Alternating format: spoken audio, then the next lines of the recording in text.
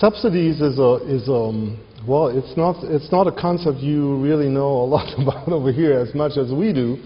Subsidies is a good thing and it's a bad thing.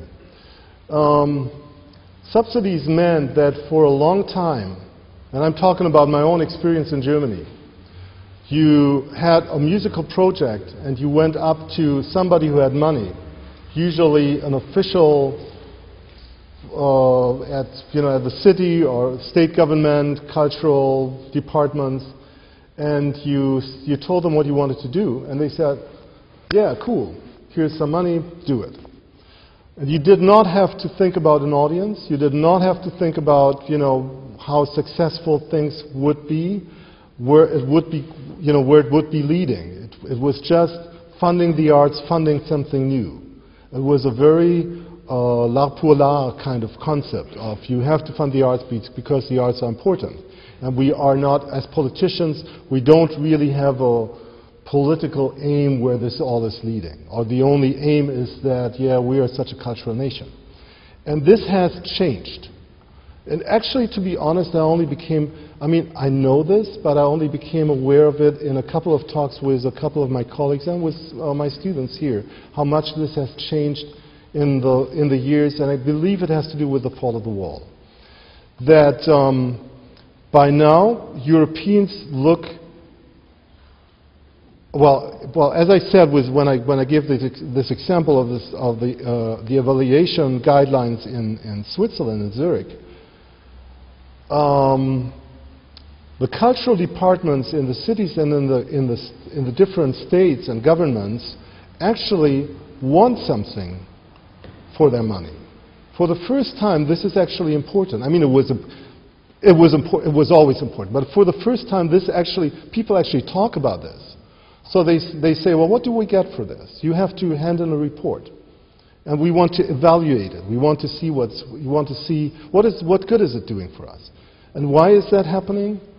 Because after 1989, the complete market changed in Europe.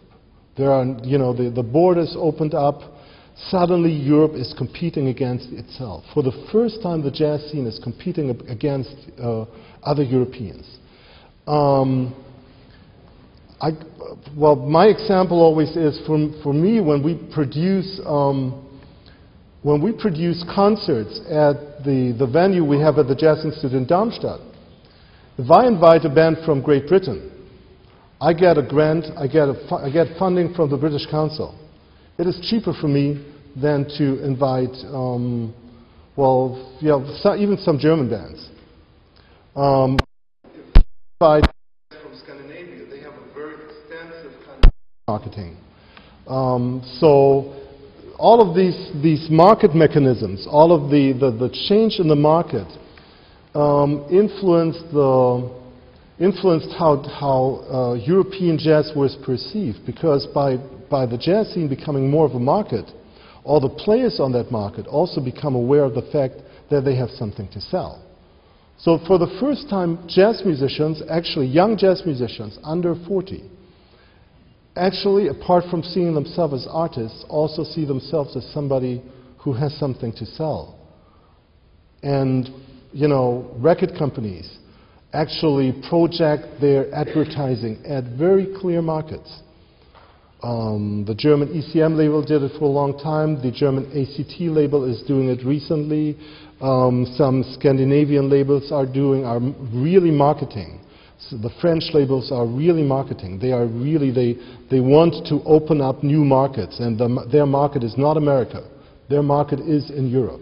Joachim Ernst-Behrendt, a German jazz critic and jazz producer, founded the first jazz department at a public radio station at the Südwestfunk Radio shortly after the war in 1945, or I think actually it was in 1945. Might have been early 1946.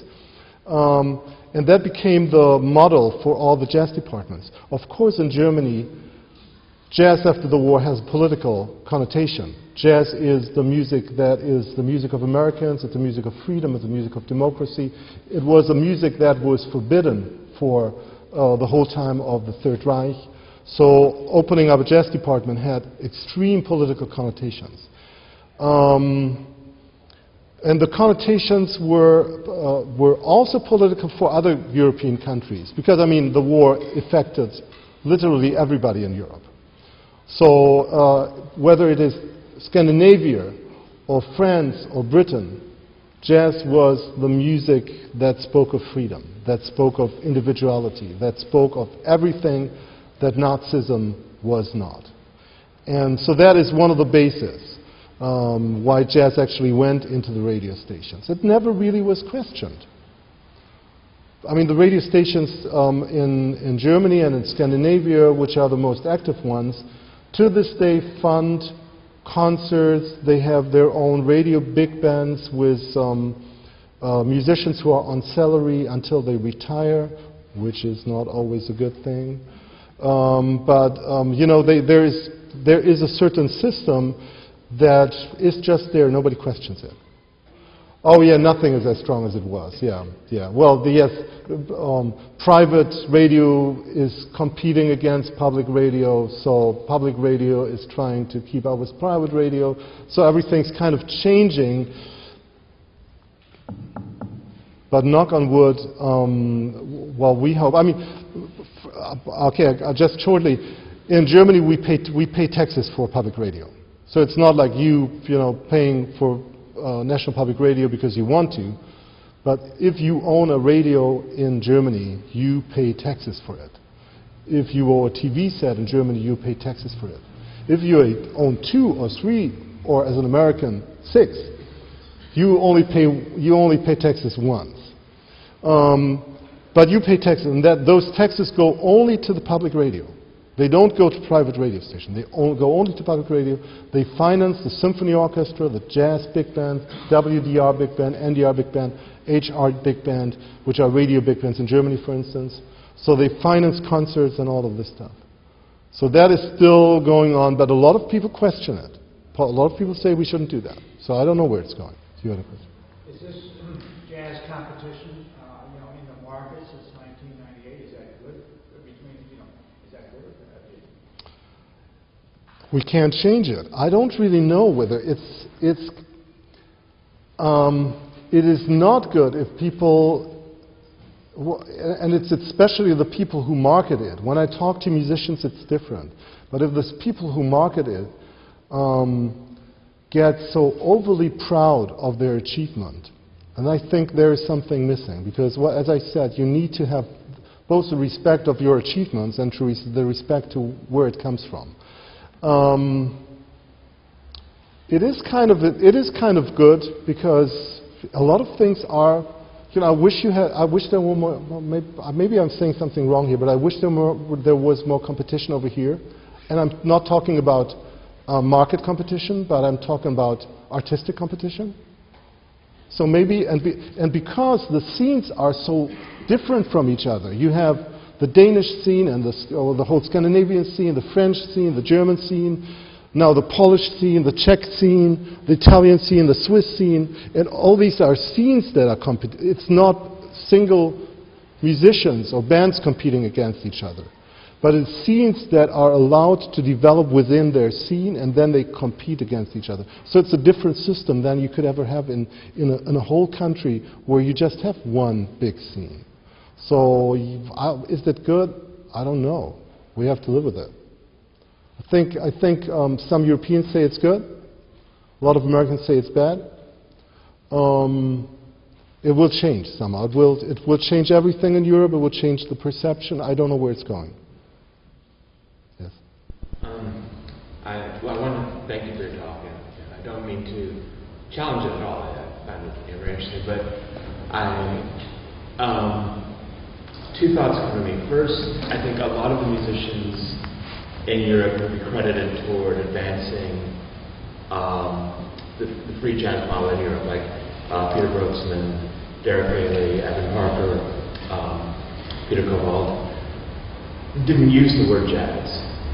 And I mean, I can't say that they never did, but you know, they, like a lot of American musicians, find it just too loaded and just talk about improvisation and sort of sidestep the question of who owns it, or is it racially, is there a racial component to it?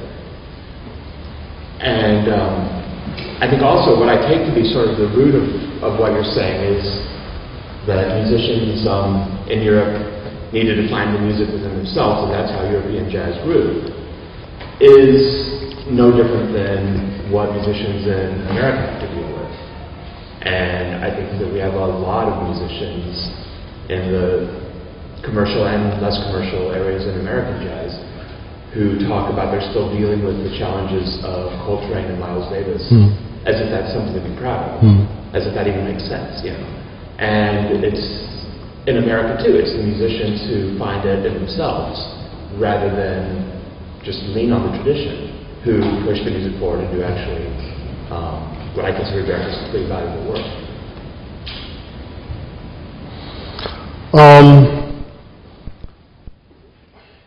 Well, the question, who owns music? That's a good question. Actually, I discussed that, and we didn't. I think we didn't really find an answer. I discussed that in the class I'm giving, and I try to ask, well, who owns music? Who owns art? I don't know. So I don't think anybody owns music. What might be owned is a certain tradition.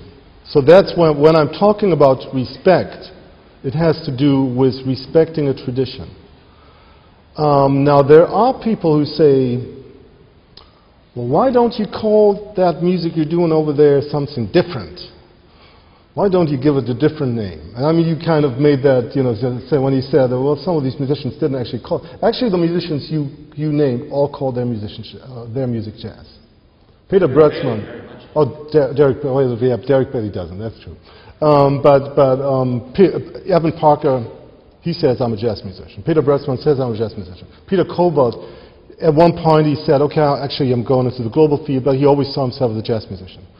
But there are others. I mean, I know what you're talking about. Actually, there are musicians who at some time said, well, let's not call our music jazz anymore. Let's call it free improvised music. Thus, actually freeing it from all the connotations and also from all of the responsibility towards American jazz traditions.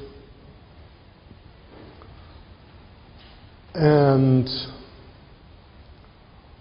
I don't know. Well, I certainly respect a lot of. I love Derek Bailey. I know a lot of musicians in Germany who did that, who did it for other reasons. For them, the reason was, if you don't call your music jazz, you might have the chance to get funding out of the pot for contemporary composed music. You might actually, if you don't call your music jazz, maybe the GEMA, the German ASCAP, will consider your music so-called serious A-Musik, not composed, but put it into a different category, which pays better. And I know some musicians for whom that was a reason, because I know it, because I'm sitting in some of the committees that is deciding about money.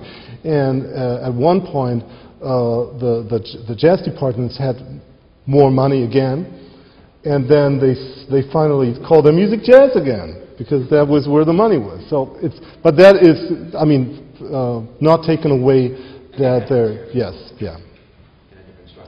But who owns the music? I cannot answer that. I do not believe art is owned by anybody. I mean, I think jazz is particularly American, but improvisation, obviously it's global. You can't pick up an instrument. Well, I tend to disagree. Jazz is okay. I give you an example. Actually, I looked at historically. Yeah, actually I looked it up today because you know that we have Jazz Appreciation Month. They have a big poster, and it says Jazz Appreciation Month, April 2008. Born in America, enjoyed worldwide. Now think about that. I mean, it's true and it's not true. Born in America, yes, but it's not only enjoyed worldwide, it is played worldwide, and it is actually developed worldwide because it is such a creative music. So there is another angle to it. And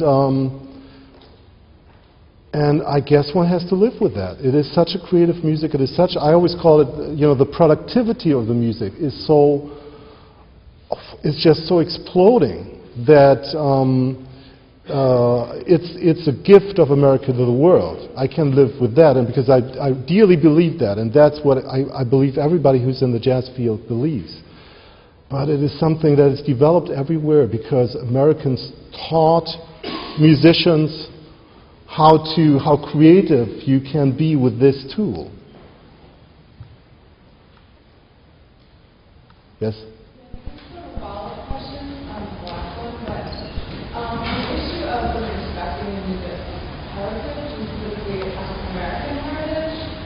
Are you suggesting that consists less in making reference or paying homage to the sound specifically of the music innovators, and more actually sort of respecting the charge that music makes to people everywhere, i.e. to express their own sort of socio-historical views, their own individual souls? I didn't get the last one. I have to get a little closer because it's. So what was your question exactly? It sounds like when you speak about respecting yes. the heritage Yeah. of music, that respecting yes. consists in using the music to express one's own sort of social and historical views, Yeah. wherever you are, and also using it to express the sort of individual soul. Is that right? So that it's not really about paying homage to the sound of music? Actually, that's a good point, and actually, I would say that is also part of the respect. So part of the respect is not only, saying going up on stage and rephrasing Charlie Parker, John Coltrane, or the sound, but it is also, respect of the lesson learned. And I think that is something that I find very important. This lesson learned. Because it is a huge lesson. And I don't really know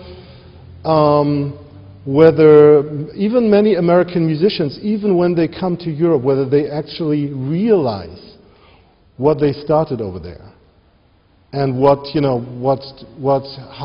big the effect of their lessons was in Europe. I don't know whether everybody realizes that.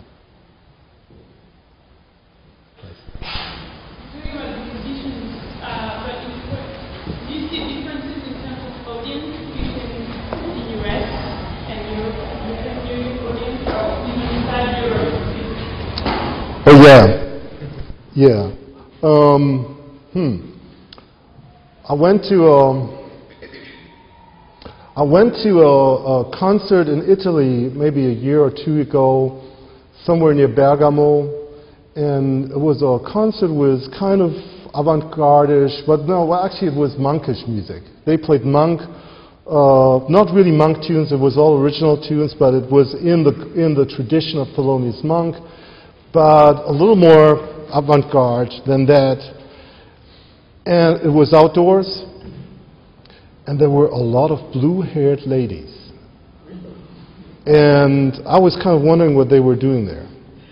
And they brought a basket with bread and wine, and they had a picnic there, and they enjoyed the music, and they applauded, and they wanted an encore. And that would never happen in Germany.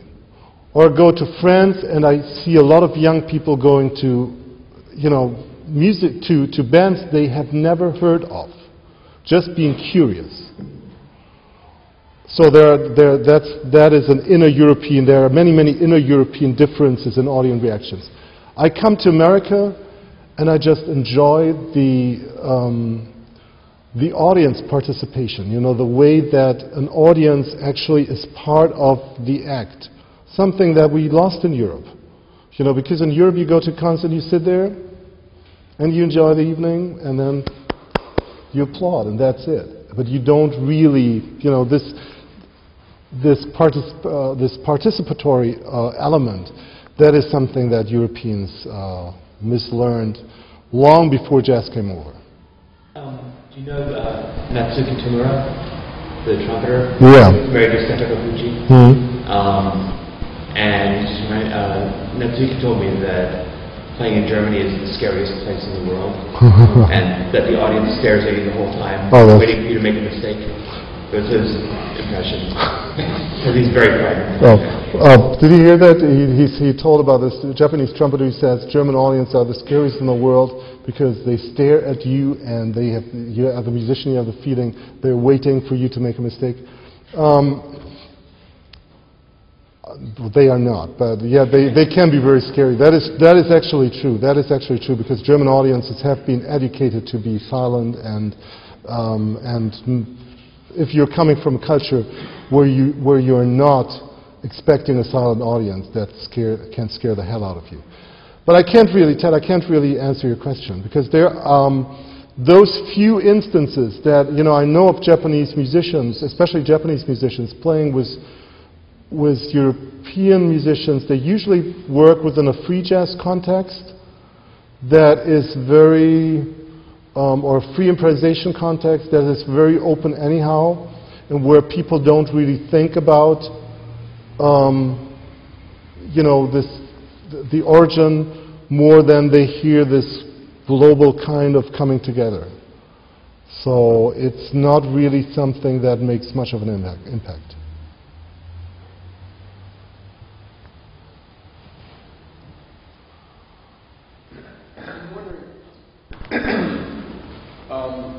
The drummer Leroy Williams says that he doesn't get the gigs that he used to get anymore. He lives right down the street here. He says that as he travels the world, less and less, what he hears is that we don't need the Americans anymore, we've got it now. And I wonder if, but he said that it struck him, if I'm remembering what he said correctly, that the drum and the bass seem to be the last instruments that other countries felt they could do without. They'd have one brother come in and do the keyboard. Could you make an argument about any instrument, or is there something about the trumpet or the drum? Well, that is certainly true that especially American musicians coming over to Europe in the 1950s and 60s had a hard time finding a rhythm section. So they usually made use of the same rhythm section that everybody made use of, which were a couple of, you know, you could actually count them on one hand. Well, Niels Henning Ørsted Petersen from Denmark, bass player, or Pierre Michelot from France.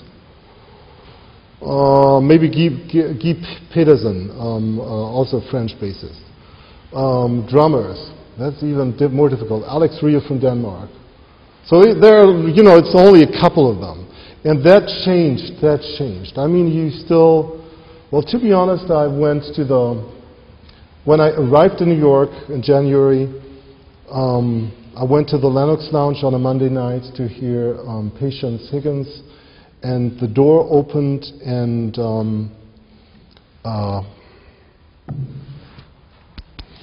funk drummer, jazz funk, No, drummer, a drummer. I can't recall his name now. Walked in, he's a famous funk drummer who supposedly played with the Beatles. You all know him, and I probably will think of his name as soon as this is over. And he sat down on the drum set and he only moved his wrists. And we're so pretty, exactly, Bernard Pretty Purdy, see? Yeah. Bernard Pretty Purdy, and he only moved his wrists. And it was a groove like I've never heard it before. So that is something, and I sat in there and I just thought, okay, we don't have that. Long time to go. So those are these experiences where you just realize, yeah, this is there is a long tradition that is just still alive. And which I feel even outside the world of jazz, which I feel is alive here because of all the, you know, how music still fulfills a function within the community. I mean, the black church still is to this day something that is so important, and that I even as an outsider just realized when I walk through. Well, unfortunately, I was here in winter, so all the doors were closed. But when I walked through Harlem on a Sunday morning, you could hear these things, and you just realize, oh shit, that's what they hear every Sunday.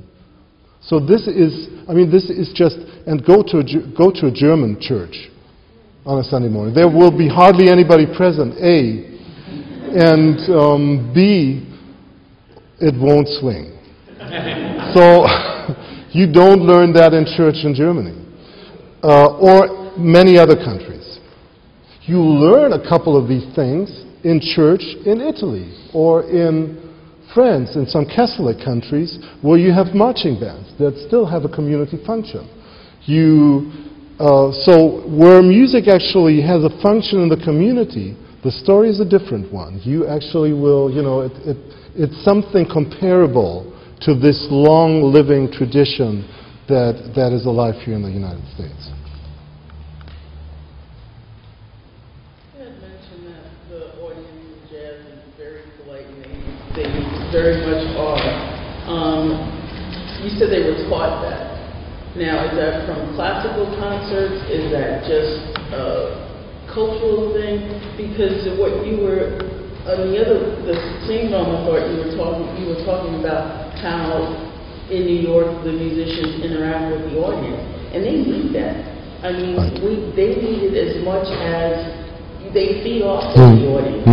So to have someone just kind of be stoic and they don't know if they're getting through, or you feeling what they're doing. Just what your neighbor said. I mean, they're scared because this audience just stares and they don't know, well, what does that mean? Yes, that was something that somehow in the this has to do with the European art music history, you know, where, I mean, from history books we know that in early opera everybody had dinner and conversations and interrupted and cheered during the opera. And during concerts people did the same. But at one point in the 19th century that was kind of, well, people didn't want that anymore. So it was ruled out. There, you know, no new rules were written for concerts. And when you go to the concerts, you dress up and you are silent. Because it's, you know, art is so important, it's like going to church. And I mean, it's like going to church. I'm saying that, and when I say that, I realize that is also different. You go to church and nobody will say amen in the middle of something, you know, nobody will. Call and response. We probably had it one time, but it must have been long ago. That is lost from most, and I say Western European traditions. This call and response, which is actually establishing a community, that is gone. All of these European concerts or even church are more about presenting and taking, about somebody who's presenting and it's just an audience. And it's not about give and take and call and response. Yeah. Thank you so much for being with us. Thank you. Thank you.